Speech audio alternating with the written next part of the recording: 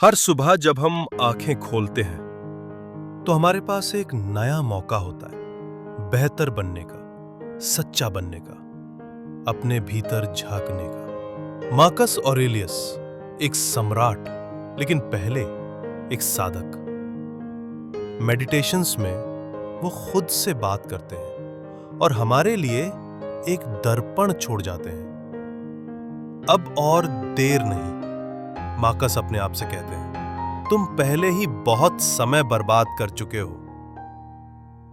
और ये बात हम सभी पर लागू होती है। हम हमेशा सोचते हैं कल से शुरुआत करेंगे, लेकिन वो कल कभी आता ही नहीं। जीवन छोटा है और उसका हर क्षण एक अवसर है अपने मन को शांत करने का, अपने आत्मा को समझने का और अपने उद्देश्य को खोजने का। जैसे ये तुम्हारा आखिरी दिन हो, हर काम करो ईमानदारी से, विनम्रता से और न्याय के साथ, क्योंकि हम नहीं जानते अगला क्षण मिलेगा या नहीं। अगर ये आखिरी कर्म हो तो क्या तुम गर्व से उसे स्वीकार कर सकोगे? मार्कस हमें याद दिलाते हैं, बाहर की मान्यता की चाह में अपने भीतर की आवाज को मत भूलो। लोग क्या सोचते हैं, इससे ज्यादा मायने ये रखता है कि तुम खुद को कैसे देखते हो। ज्यादा मत भटको। हर आकर्षण, हर तात्कालिक इच्छा तुम्हें तुम्हारे मार्ग से हटा सकती है। एक उद्देश्य चुनो, अपने आत्मा की देखभाल, और उसी पर ध्यान केंद्रित करो। तुम्हारे दुख का कारण अक्सर दूसरे नहीं, बल्कि तुम्हारा खुद से जुड़ा तोड़ना होता है। तुम तब पीड़ित होते हो जब तुम अपने नैतिक मार्ग से हटते हो। वो कहते हैं, मृत्यु से डरो मत। अगर देवता है तो वे तुम्हें अन्याय नहीं देंगे।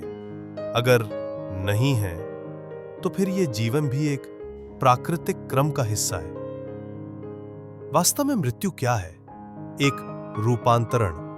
जैसे बचपन से युवा होना डरने लायक नहीं, समझने लायक है। और सबसे अहम बात, तुम्हारा सच्चा कर्तव्य अपने भीतर के देवता की सेवा करना है, उस चेतना की जो तुम्हें सच, करुणा और संतुलन की ओर ले जाती है। समय चाहे 3000 साल जियो या 30, अंत में तुम सिर्फ वर्तमान खोते हो, और वही वर्तमान तुम्हारा असली जीवन है। जीवन का उद्देश्य प्रसिद्धि नहीं, बल्कि प्रकृति और सत्य के साथ संतुलन है।